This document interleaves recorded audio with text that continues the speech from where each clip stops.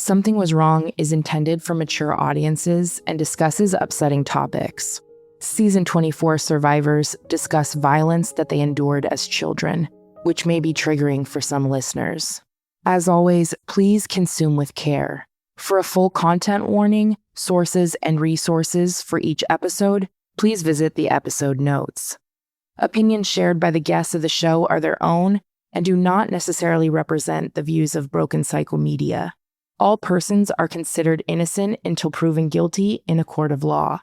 Responses to allegations from individual institutions are included within the season. Something Was Wrong, and any linked materials should not be misconstrued as a substitution for legal or medical advice.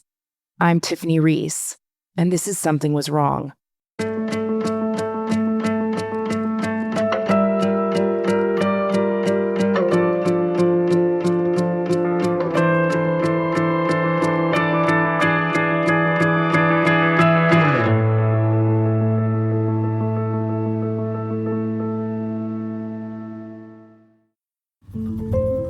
When I got to Mount Bachelor, it was fully daytime, and by the time the staff had assigned me to 2 students to show me around campus and take me to the dorm that I was staying in, it was dinner time.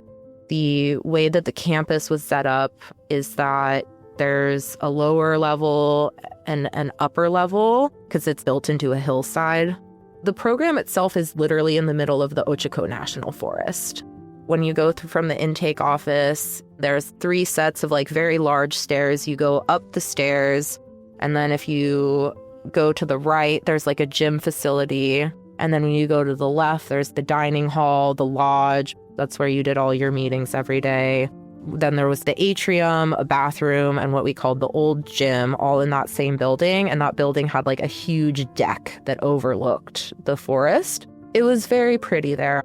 They had a swimming pool that they would fill in the summer and drain in the winter also in a different area. There were classrooms in that lower level area. They had a large lake on campus. You could not swim in it. It was disgusting. The dorms were split by the lake. So you would walk probably a good quarter or a half mile until you hit your dorms. The boys' dorms and the girls' dorms were separate, and there would be 4 to 5 people per dorm. The 2 people who were in charge of showing me around took me through all that. And then they took me to the dorm that I was staying in to let me shower. That was one of the first things they let me do. I remember from the first shower, vividly even now, watching all of the dirt come off me. The water was dark, murky brown. I think I washed my hair 2 or 3 times. And I think I scrubbed my body 4 or 5. And even then, I was still dirty. The dirt really gets into your skin and it packs in there. If I remember correctly, they gave me sheets with information on it. I remember reading all these rules about what you could and couldn't do in terms of personal appearance. You weren't allowed to have anything branded. I was very, very upset with the lack of individuality. And it was very obvious to me, even at that point, that those rules weren't about safety. They were about stripping you of your identity and control. The kids were sorted out into groups by time of arrival, and you would be in different, what were called peer groups. I was in peer group 68. Each peer group had a pre-assigned graduation date. I came in and my graduation date was going to be in December of the next year. What's wild is that the staff members, both mentors and teachers, would be bussed in every day. The closest town, I think, was 40 miles away. There were night staff. There was only maybe 3 people who were on campus overnight, but they had us so controlled that nobody would have ever tried anything. There was a school nurse who was on site, and I think that she would be the one who would divvy out the meds. But there were students who did not have access to their meds, sometimes for weeks. I remember being really disappointed with the level of education because it was stuff that I had learned in 4th, 5th, 6th grade being repeated. Because the schooling felt very simple for me, they started to let me do independent studies, which is how I accumulated a higher number of high school credits than I would have normally. There was one man who was a psychiatrist able to actually diagnose kids. I met with him, I think, within the first week or so of me being there. He diagnosed me with anxiety and depression. I remember having to write this thing called a cleanup list, and that was something that was used throughout the program. The cleanup list went over any possible indiscretions you could have ever had in your life. Lying, stealing, cheating, sex. They made you disclose rape and sexual assault also. That wasn't something that had happened to me at that time, so it didn't really register to me how disgusting that is to make somebody do or disclose, especially if there were like issues with incest or anything like that. They made you say who, what, when, and where these things occurred. Everything but the why, because that did not matter. You did it and that was wrong. They made you read this list to your parents with your mentor there. You would have a cleanup phone call. And the reason that they said that they did this was that so all of your indiscretions had been laid bare. You now had a honest foundation to continue your work from. I had to tell my parents that I had had sex at 13. Raised Catholic, lots of shame around sex. It's very uncomfortable. Your parents also had to make a list of what they thought that you did, and then they would compare the two. It really made me realize there was no point in this other than to like humiliate, shame, and force these kids into self-disclosure that was non-consensual. About every 3 months, each peer group would go through these different processes together called life steps, which were shrouded in secrecy, and you weren't supposed to tell anyone about anything that you experienced, and you had to do all these predetermined assignments. These were done in a place called the Life Step Room, which was completely isolated from campus. There were no windows, no clocks. You just had to be in there for whatever period of time this Life Step was going to run. It was very rare that you would go outside. There would usually be 2 to 3 staff facilitators and like 2 student facilitators. You were encouraged as a student to like participate and facilitate as a student facilitator in the life steps. I don't know that that was a requirement of the program, but it was very heavily encouraged. It would really show that you have accepted what the program is teaching you. The way that it would be set up for all of these life steps is that you would either be in a circle facing each other, or you would be in a horseshoe, and whoever was being evaluated would be at the front. Even to this day, like those configurations, I can't really sit in, because this is where the attack therapy really started to come in, was in these life steps. That's a perfect place to do that, because the only people who are witnessing it are the students who are experiencing it. The staff members were referred to as mentors. You had a pre-assigned mentor, and if that mentor decided that you had more work to do in a specific life step, you had to what they called re-audit it, so you would have to do it again. They could also do that if they decided that the work that you put into it wasn't satisfactory for them. If you decided that you didn't want to do that, they called it refusing. If you refused to participate, you would be quote unquote dropped to the peer group below you, meaning that you would graduate 3 to 4 months later.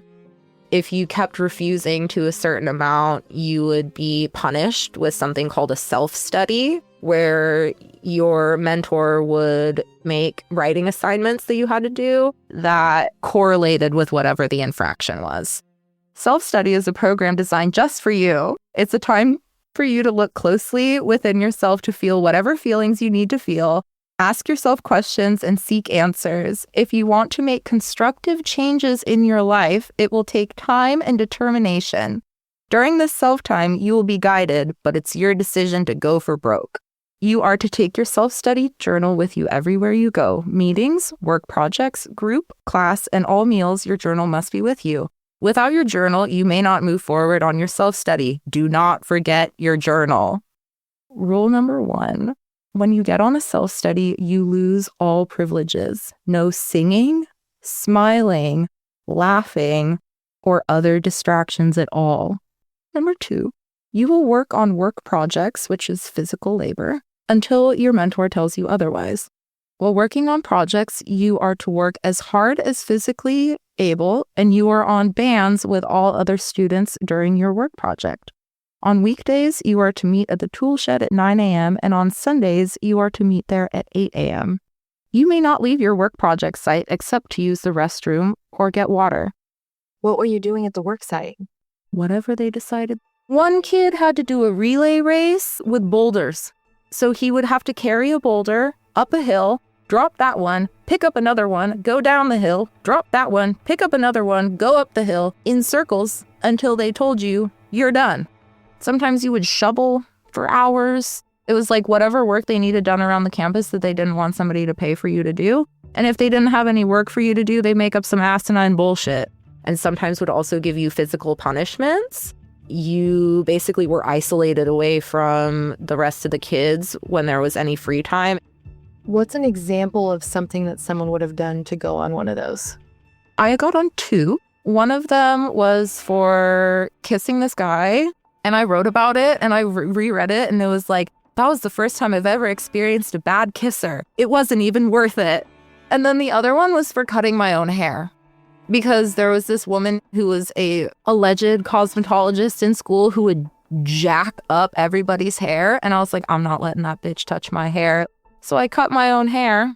Some staff member was like, your hair looks shorter. Did you cut it?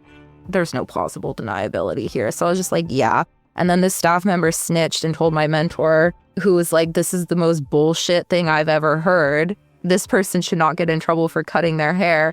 She gave me the gentlest assignments for like 3 days. Every year, tons of money is spent on gifts that gather dust. If you're looking for something a little out of the box, consider Superpower.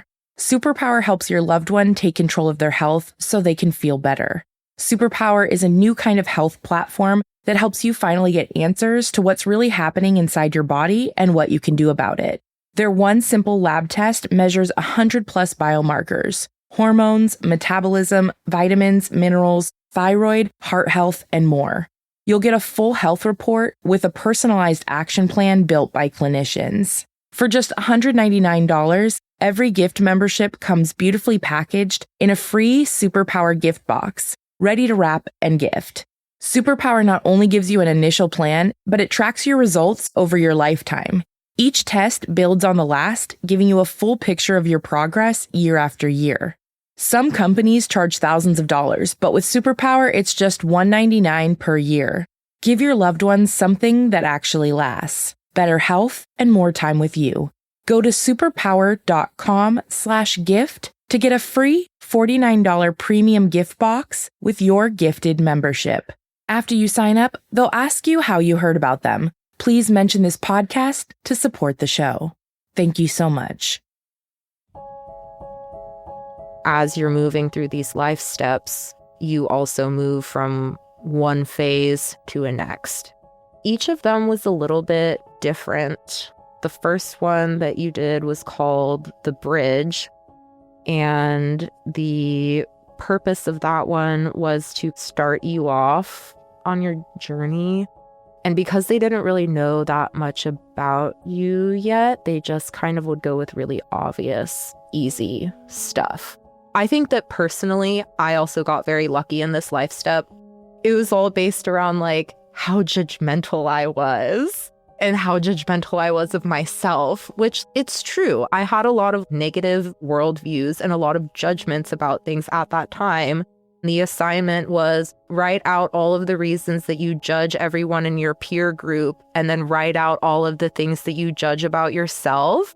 So I had to like stand and face each member of my peer group who I was supposed to be bonding with.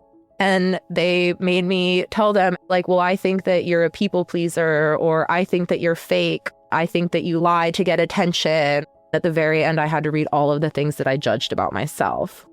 That is very much the entire program. This is a bad thing. We're going to make you do it. During phase 2, I had a mentor who was actually really helpful in terms of having my family and I do work together. I felt, at least on my end, that she actually held both of my parents accountable to what their work was supposed to be and would actively challenge them, even when I was in the room with her, which was not something that other staff members did. She was also extremely kind and compassionate towards me. We actually have like a long-standing friendship to this day. She was a blessing within the system there. In the middle of phase 2, you did a life step called Forever Young, which was basically a forced age regression under the guise of inner child work. They had a whole list of assignments that you had to do. For me, the worst ones were the 5 best memories and the 5 worst memories of your childhood. When I'm like going through these assignments and looking at them again, they're the hardest to read because they remind me of the worst parts of my childhood. Even in remembering the best memories, those are painful because they're like tainted through this lens. I don't really remember much of what happened in that life step, and I did it twice. So I had to re-audit it. They wanted me to do one for my mom and one for my dad because they thought I had so much work split between the parents and because they were divorcing. So they dedicated one to either one of them. The things that I do remember and why I say it was like forced age regression is that they would have us use baby talk. We listened to like Sesame Street songs while we did childlike activities. And then they gave us a cozy blanket. And then they read us the Velveteen Rabbit to fall asleep. Was this conducted by therapists? No, staff and students. Somewhere in between Forever Young, my whole group went on a camping trip with 2 staff members. They drove us to the middle of the woods. It was the middle of winter, so there was snow on the ground and it was literally freezing. We got lost in the woods. They did not know how to read the map. I like overheard them saying they didn't know where we were going. I think we were only supposed to be out there for like 3 days, and I think we were gone for 5 or 6. By maybe the second day, our laces were wet, our boots were wet. We would wake up with them frozen. So we had to thaw our boots and our socks by the fire in the morning. Eventually, we ran out of food and we ran out of water. We were boiling snow over a flame to make water. The Forest Service actually had to come rescue us. We did not know that this was occurring. They came by on their ATVs. Most of the students were so thankful that they just took off running after the ATVs, like, please save us. They never told the parents about this, but somehow the local news reported it. And I didn't know that those Forest Service folks had been sent specifically on like a mission to find us. That's how much they hid everything from you guys. Yeah. Phase 3 was called The Promise. And you had to go on total bans leading up to it? Yeah. So if you're on total bans, that means you're not allowed to speak, look at, communicate with anybody except for staff. Personalized bans for The Promise were determined by your mentor at the time. It was like whatever staff saw as your biggest problems, they would hone in on that and they would put you on bans with whatever that was. And that could be an activity, a way of dressing, a specific person. Part of The Promise preparation was that you had to memorize this song. They also forced you to learn how to pat your head, rub your stomach, and kick your feet in alternating succession at the same time while you were singing this song.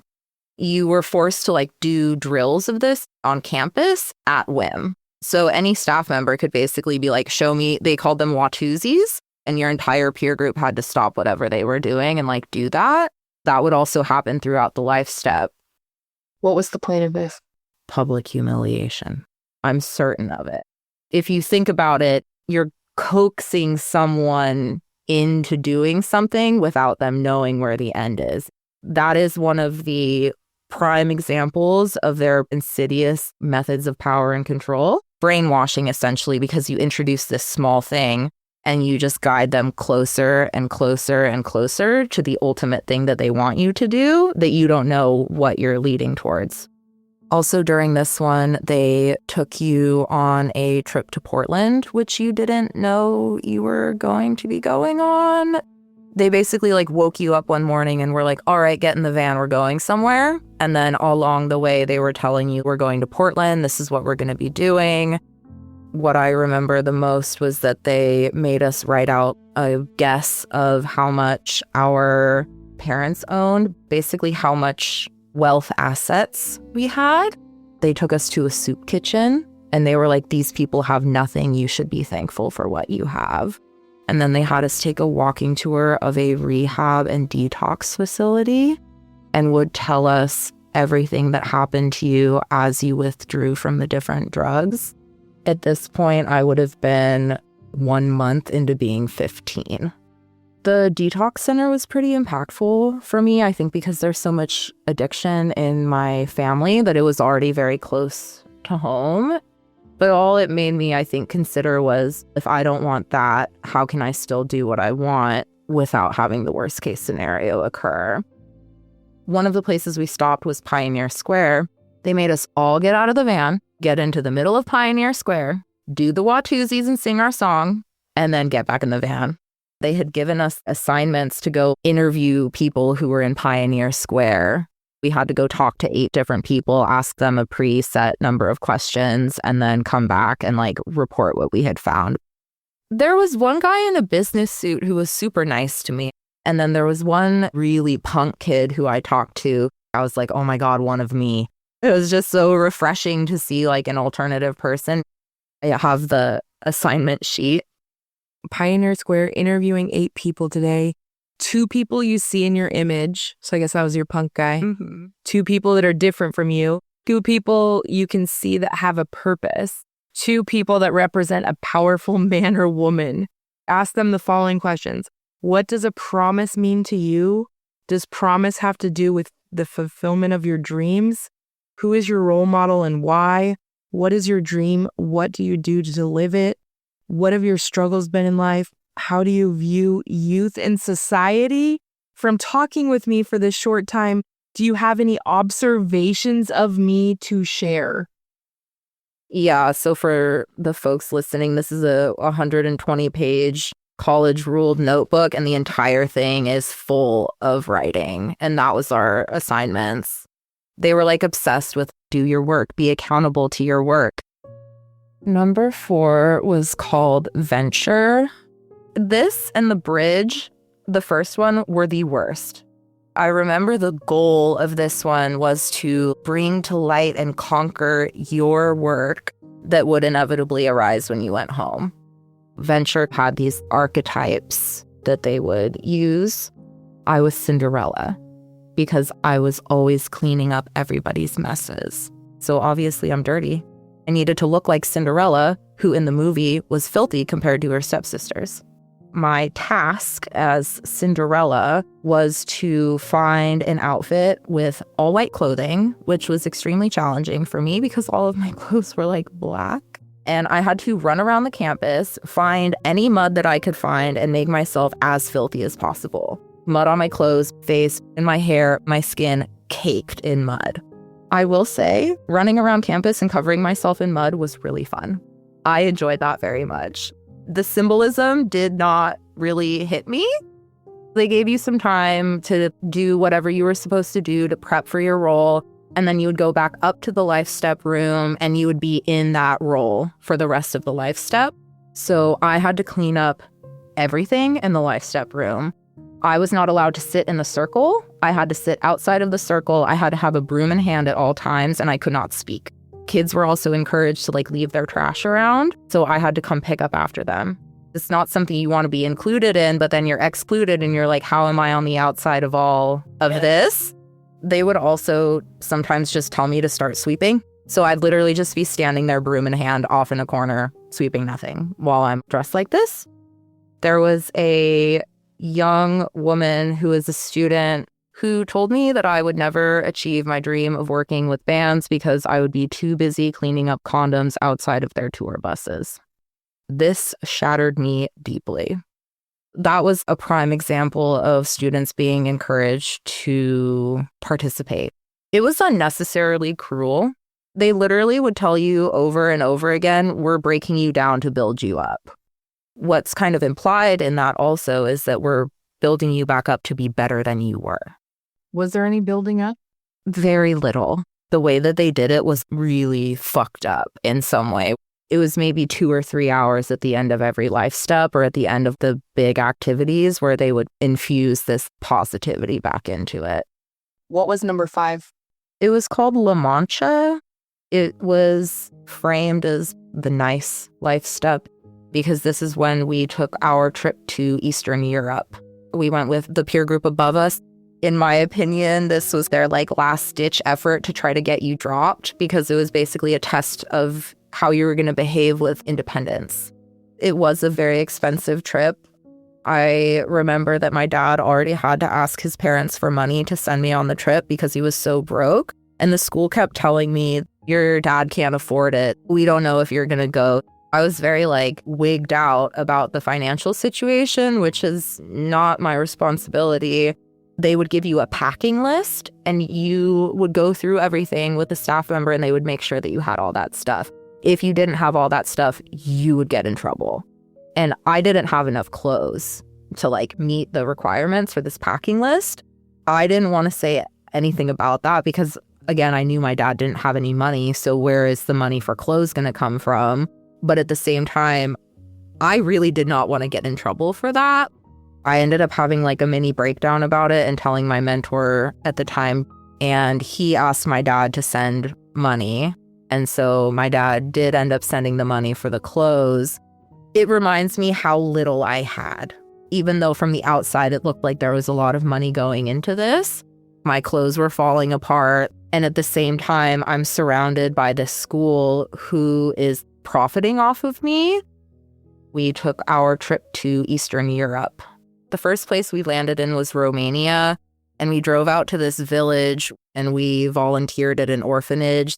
We just stayed in little host houses in the village, which was actually illuminating in a lot of ways because this village was based on a bartering system and it was all dirt roads and horse-drawn carriages still. So the host family that we stayed with had turkeys, chickens, and a few other animals in the backyard. During this time was when most people who went to the program who were vegetarian or vegan would end up breaking that dietary habit.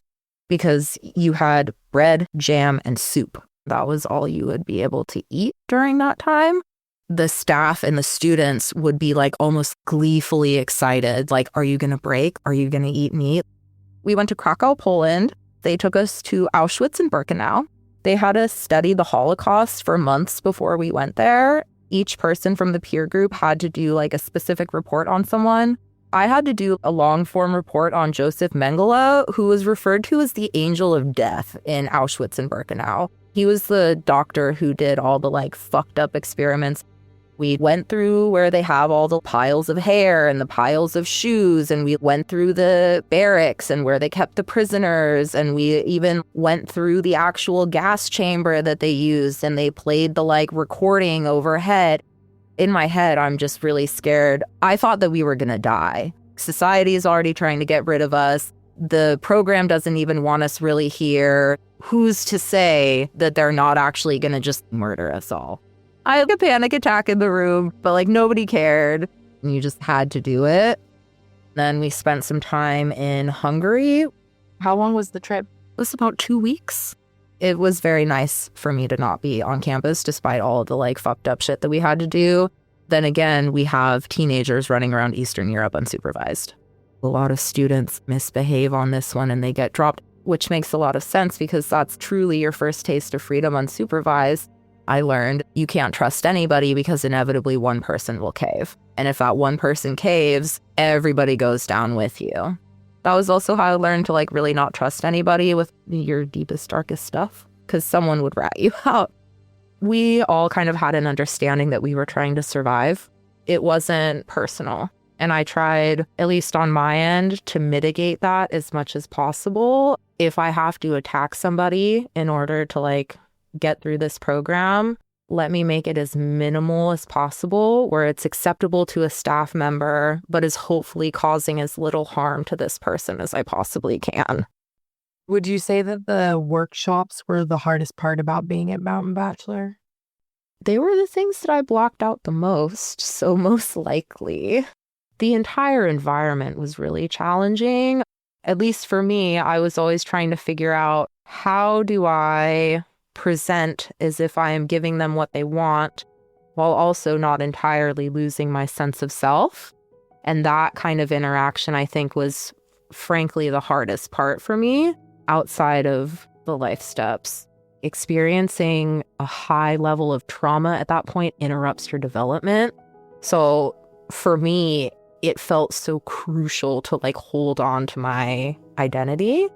That's not something that you can talk about with anybody because you were encouraged to essentially snitch on other students. So if this was something that I was talking about actively, they would have taken that and used it as ammo to try to crush that. Aura Frames is the answer to every holiday gifting moment. If you're looking for a personalized gift, look no further than Aura Frames. I love how easy it is to use. I just downloaded the Aura app, connected to Wi-Fi, and uploaded my photos and videos. Aura Frames have meticulously calibrated high-resolution displays. You can react with cute emojis to show you love a photo, send congratulations, and more.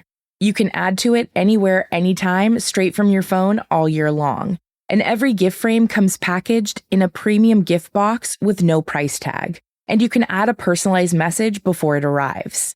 For a limited time, save on the perfect gift by visiting auraframes.com to get $35 off Aura's best-selling carver mat frames, named #1 by Wirecutter, by using promo code SWW at checkout.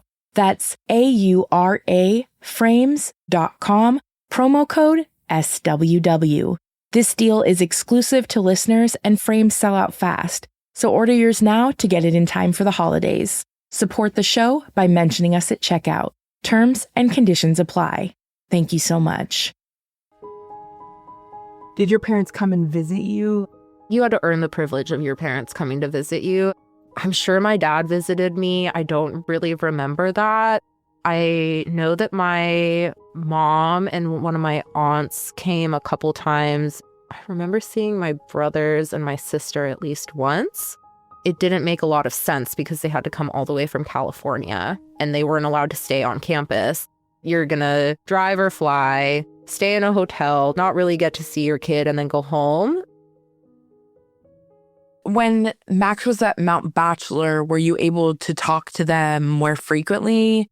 Yeah, she had given up. She was just monotone sometimes, hi, Dad. She was not her bubbly, goofy self, but it was more frequent. And they had assignments where they had to write and apologize for whatever perceived wrongs or tell you how much better they were. Looking back on it, it was just a bunch of crap. They tried to make it sound like they were really making great strides. And then if she did X amount of activities and passed them, then she got more phone calls, or I could come up and see her for a day. And when you would see Max for those short periods, could you sense in the moment that something was sort of off with them, or was it hard to tell because of the space?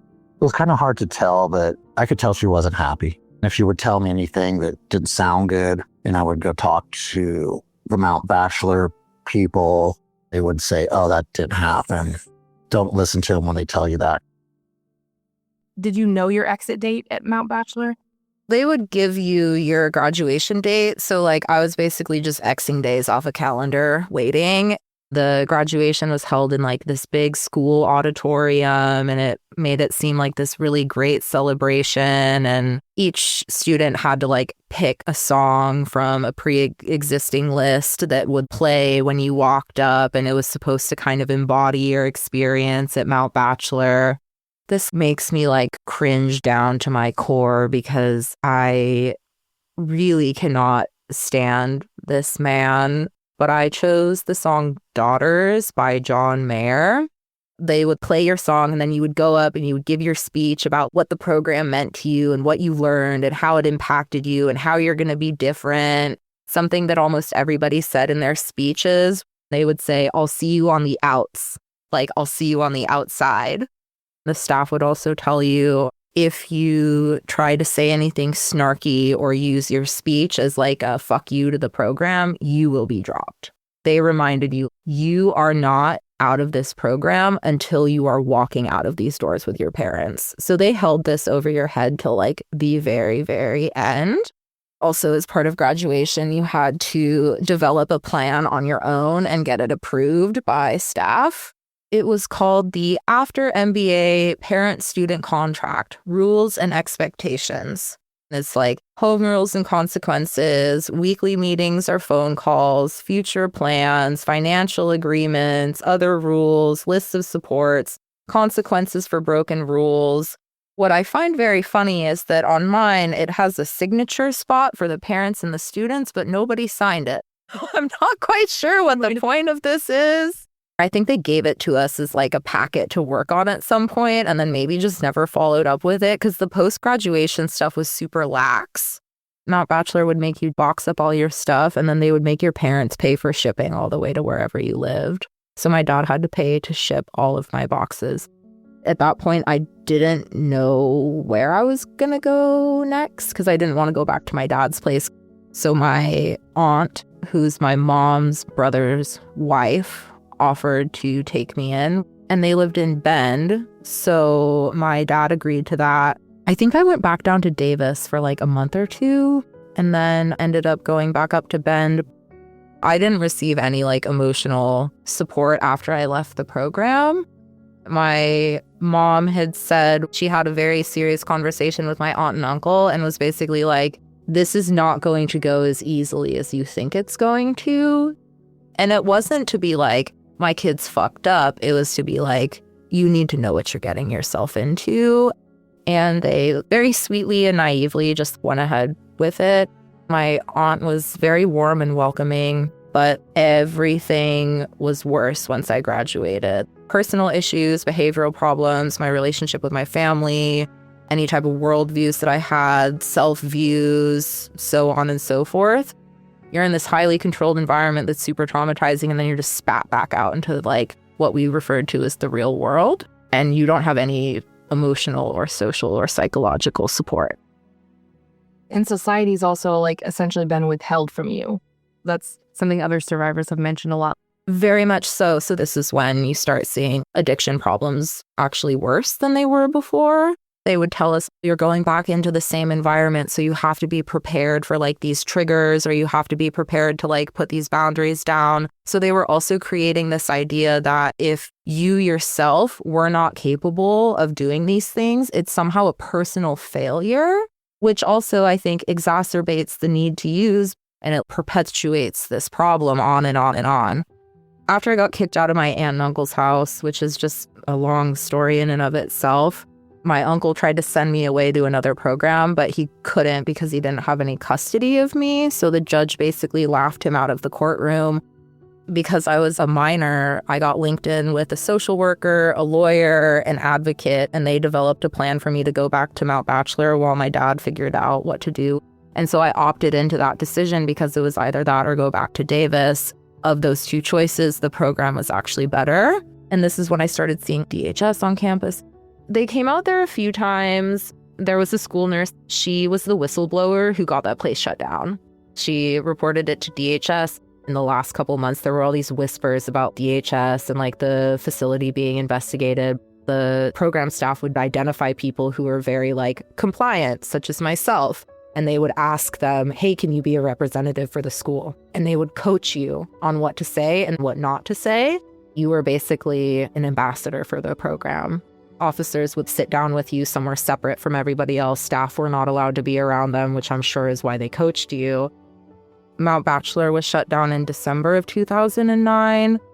What ended up happening was that this program offered to take me in as a unhoused youth, essentially.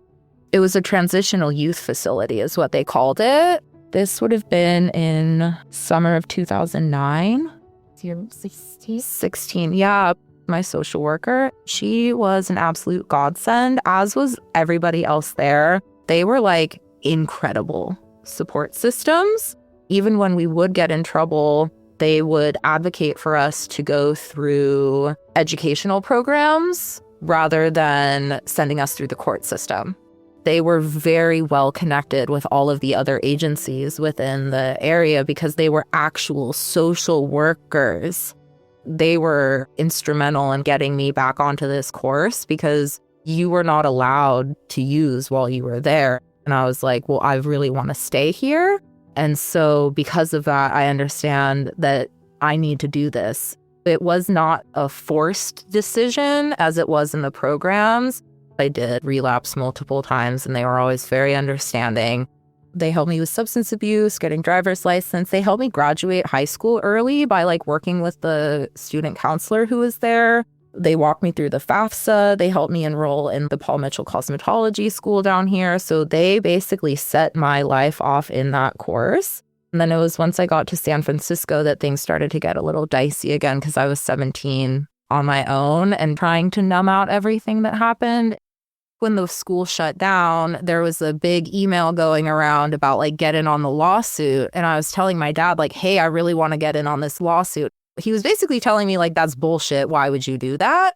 I remember trying to tell my dad. He said that it was for my own good, that if I hadn't gone there, I would have turned out like my mother, that it was the only thing that he could do because I was so out of control. I was like, that is not at all true. This is not something that I can even discuss with him. So it was this big silent thing that existed in our relationship for a very long time. I had come to the understanding that I would maybe never get an apology. He would maybe never see the impact that it had on me. I was so close with my dad and wanted that relationship so much that it was more valuable to me to kind of accept that and to try to have like a surface level relationship with him than it was to completely disengage and face the fact that I was essentially losing that relationship entirely. That was too much for me to bear on top of everything else. It may have been made easier by the fact that I wasn't living in his house anymore. I wasn't like having to look him in the face, knowing what had happened to me and having him tell me those things repeatedly. I was processing that on my own. Why was I sent away? And trying to not only look at it from my perspective, but if I was in my dad's shoes, what would I have done? I started to see the impossible position that he was in because he bit off more than he could chew. At the same time, I was starting to see that he did that with the best intention of trying to help my sister and I. I don't know what would have happened if I had stayed within my mom's custody. I was thinking he's also trying to get me away from this super tumultuous divorce that's happening that he doesn't want me to receive any more damage from. This was the decision that he made. And very unfortunately, it was a decision that fucked me up real bad. What made you ultimately decide to pull Max? She was done with the program. She had gone through all the steps. Before she graduated, they have a pre-graduation one-on-one meeting with one of the counselors. So I drive up there and I go, okay, well, Max is all done. She's ready to go, but we can't tell you that they're not going to drink and use. More than likely they will. Basically, you just paid a shitload of money to warehouse your kid because you didn't know what else the fuck to do, loser. I mean, that's what it felt like. How much do you think you spent on the programs total? Ironically, I just found some of the records. Sage Walk was about $32,000. Mount Bachelor started at $5 a month, and then it ended up being $6,800 at the end. And that was for a full 15 months, I believe. Over $100,000. So I'm like, I can't have her go back. She didn't come home. When it was time to go to high school, she enrolled up there. What has your relationship been with Max since? It's been challenging because sometimes I don't know how they really feel. And I'm not super approachable sometimes. Or they've asked me something and I've given a flippant answer, not meaning to. And then they've held on to that for 2 or 3 years before they ask me about it. It's just delicate sometimes. We both like music a lot. And so I just started taking her to concerts couple times a month we'd go to a show, and that was like our time where everything would be okay. I take her to see like old 90s bands, old metal, and then a bunch of new wave bands, and then a bunch of modern metal. That helped us a lot because we'd have the time driving there. Like, I hope we get up front, because we'd always go general admission. And it was so fun to have that time together. Music was the one thing, no matter what's going on, we can go spend 2 or 3 hours on the floor, either getting knocked around, and everything will be cool. It's a lot better now. But then a lot of times she also feels like I abandoned her, I'm sure. So we talk about that.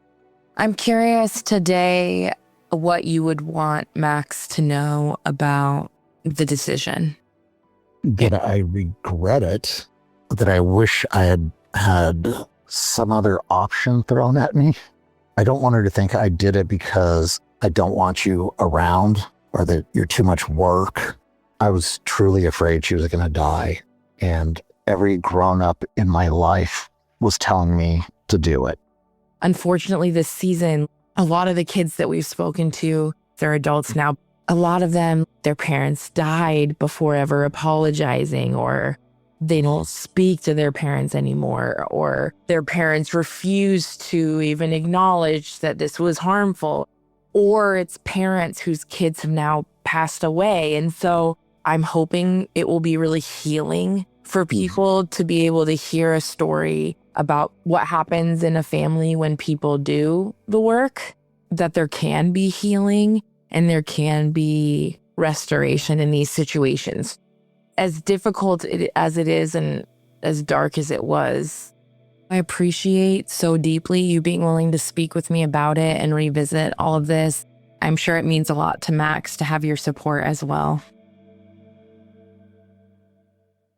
If you're part of the 50% of people who attempt to quit vaping each year, you need to equip yourself with the right tools for the job.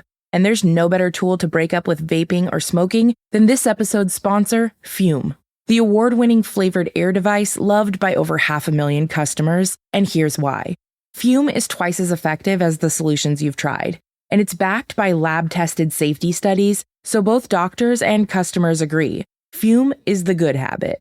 And it's 1/3 of the cost of your bad habit. Fume is zero nicotine, requires no batteries, heat, or vapor. It's fidget-friendly, fresh, and Fume offers savory and sweet flavors. Start your guilt-free journey with the good habit and use code SWW to get a free gift with purchase and begin your overdue breakup. Just head to tryfume.com/SWW. That's tryfum.com/SWW and use code SWW to start the good habit today. Thank you so much. It took my dad 15 or 16 years to realize the impact. I remember when I got in the car after his mom had died and he was picking me up from the airport, the first thing he said to me was, if there's anything that's unresolved that you need to talk to me about, please do that. I could tell that he was in such a state of grief, so it did not seem like a good time to really be like, Dad, you really fucked up my whole life. But it was like, there is some hope here. He's actively seeking this out. So he was kind of primed for when my mom, just a couple years ago, found an article that I think that I had sent him before detailing the lawsuit, the abuse, and the closure of Mount Bachelor. I was at work and my mom called me, and then my dad called me, and then I think my mom called me, and my dad called me again, and I was like, what is going on?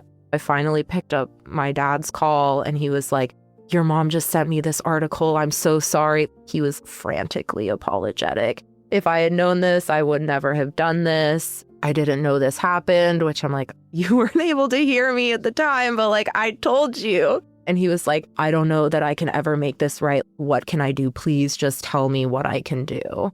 He is coming to me basically begging, please let me rectify this situation. What I told him is, all I want is an apology and acknowledgement. That's all I need. He basically told me, I am so sorry. And that even now, what is happening in my body is this overwhelming sadness commingled with relief. That was all I wanted for years. And it's so simple to say, I'm sorry. The eventual forgiveness process, I think, was also a result of me being in therapy for so long after the programs.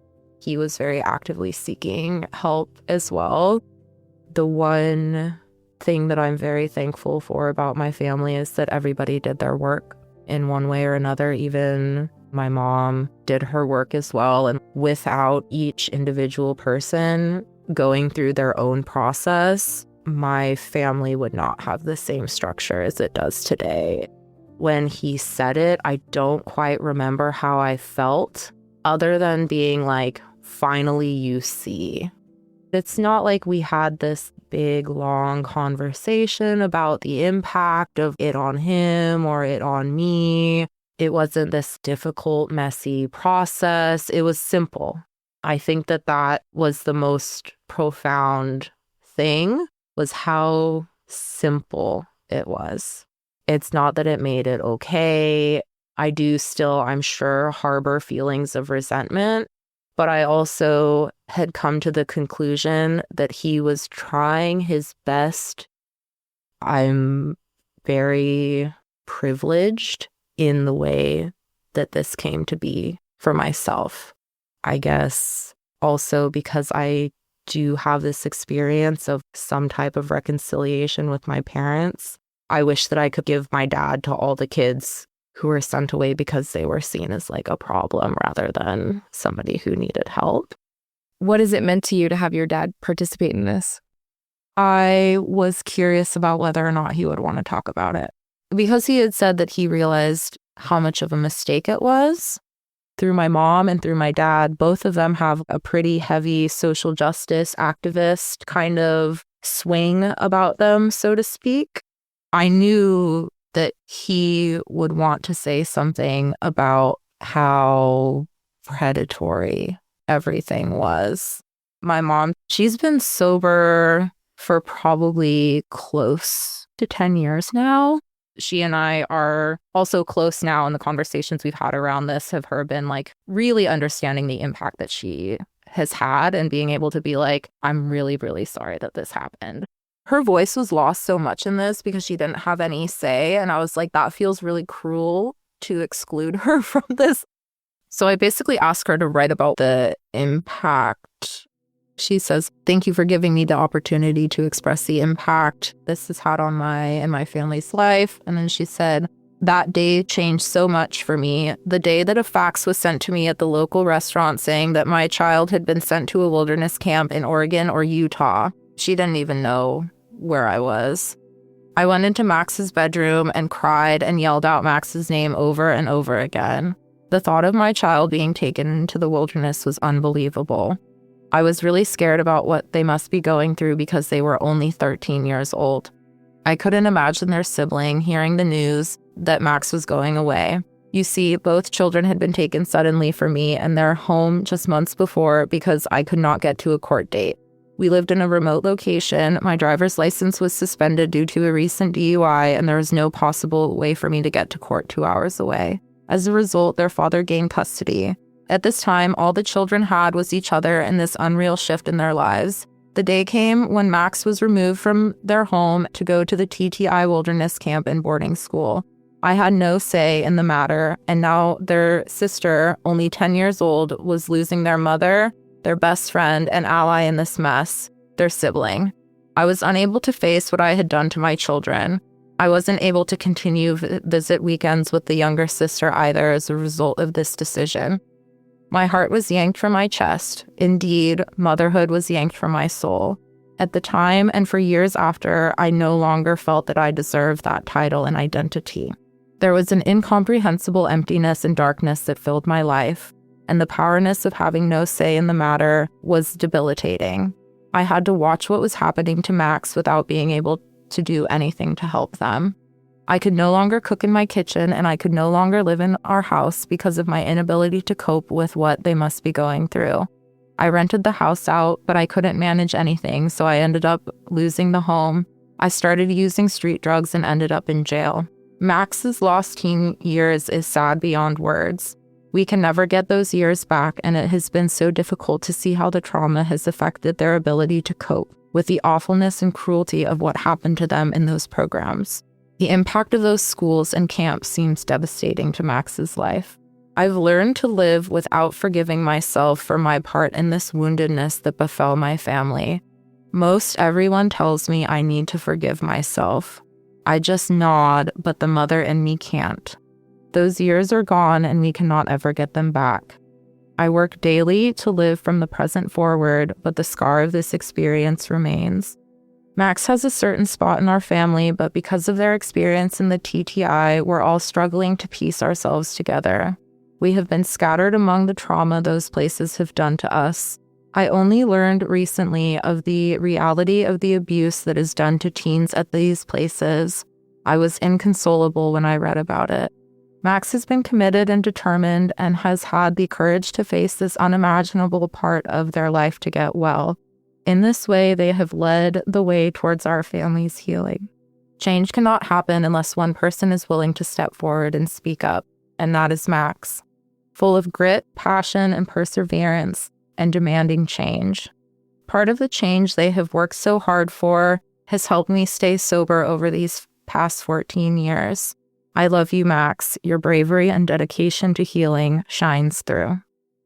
Thank you for sharing. Thank you for letting me share. It's a lot. I chose not to read it beforehand. Some of it is hard to hear, but she has always had a really hard time forgiving herself, so that doesn't surprise me. And what do you hope for the future? I hope to be happy to continue kind of on this path of processing. This really was something that happened to me, and this is something that is continuing to happen and be perpetrated upon children. I would love to see full exposure of the troubled teen industry. Not just this program closed and can reopen under another name, but of seeing a system-wide change where it's acknowledged how troubling these things are, and the whole industry has to shudder from political and societal pressure. All of that really negative internalized self-talk that is super prevalent throughout survivors. At least for me, it still hasn't really left me, but it's more manageable. The emotional pain feels insurmountable at points. Even now, there are sometimes experiences where I feel like I just have to let all of that wash over me. It always subsides for me, thankfully, but that's been through years and years of trying to access therapy, which even in and of itself was a challenge because a lot of the language that these programs use are co-opted from therapeutic practices that do have real scientific basis and grounding. So when you go to seek help, you are re-traumatized inherently, and that's assuming that someone even is able to trust another adult enough to want to seek help. I have major abandonment issues still that will activate if I am not invited to something that a lot of people are doing together. I am why am I left out? Rather than the brain going to a logical conclusion, it goes to what is so wrong with me? I am not good enough. The abandonment stuff I only realized recently, I would say. There's so much that gets buried when you leave these programs because you're just trying to survive, that then going back in and pulling these pieces apart, there's so much suffering under there. There's the attachment problems, there's self-worth issues, there's this overwhelming compulsion to just mask all of this sorrow. And because you're not being demonstrated how to actually do that by adults or anyone around you, you just do what you can. It creates this horrible cycle of trying to cope with the trauma in very maladaptive ways that have very real impacts. I was very lucky that I had a therapist who informed me that drinking was in fact a coping mechanism. I thought I was just an alcoholic because I came from a family of alcoholics. I'm assigning personal defect to this. I'm not looking at my life and saying, wow, something really fucked up happened to me, because nobody told me how fucked up it was. It was just something that happened. If I hadn't been given that information, the perspective that I would have kept would have been that I am somehow defective. We have these outcomes of like not being able to keep a job, not being able to hold relationships, not being able to have close friendships. And then it becomes this self-fulfilling prophecy where everything that everybody told you that you ever were or that ever would happen to you, you see happening in your life and you see it as your fault. I have a lot of compassion for people who have substance abuse issues, particularly kids who go through trauma and like rely on that. I understand why so many kids have also taken their own life. I understand why people make that choice as someone who's very seriously considered it. What I would end up saying is that like on the other side of that, your life is waiting for you. To like the people who have fought with those feelings, every day is different. It really is. There's some days where I'm like, I am so thankful that I made it to an adult and that I can do whatever the fuck I want. Even if that means that I have to sit here and pay my bills and deal with the rise of fascism. I'm so happy to have agency and to have the things that I need and to be able to get the things that I want. I'm very satisfied with the things that I've prioritized in my life. Even though I could sit here and be like, it could be different or it could be better, those are complete cognitive falsehoods. As long as I keep sticking to the path that I'm on now, I'll be completely happy. At the risk of sounding naive or overly privileged, I do think that people who seek it can have it. I have full autonomy, or at least as much as I can have. I choose what I do, where I go, who I associate with, how I dress, what I spend my money on, all of these things that were taken away from me that are very basic human rights.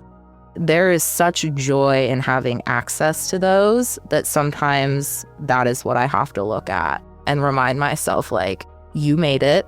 It's a privilege to be alive and you're free.